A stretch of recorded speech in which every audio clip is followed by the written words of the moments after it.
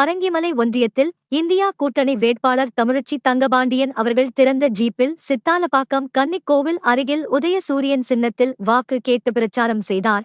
சென்னை மாவட்டம் திமுக தென்சென்னை தெற்கு மாவட்டம் சோழிங்கநல்லூர் தொகுதிக்குட்பட்ட பரங்கிமலை ஒன்றியத்திற்குட்பட்ட பெரும்பாக்கம், ஒட்டியம்பாக்கம், சித்தாலப்பாக்கம், வேங்கிவாசல் உள்ளிட்ட பகுதிகளில் சோழிங்கநல்லூர் சட்டமன்ற உறுப்பினர் அரவிந்த் ரமேஷ் தலைமையில் ஒன்றிய செயலாளர் ஜி. வெங்கடேசன் ஏற்பாட்டில் இந்தியா கூட்டணி வேட்பாளர் தமிழச்சி தங்கபாண்டியன் அவர்கள் திறந்த ஜீப்பில் சித்தாலப்பாக்கம் கன்னிக்கோவில் அருகில் உதயசூரியன் சின்னத்தில் வாக்கு கேட்டு பிரச்சாரம் செய்தார்.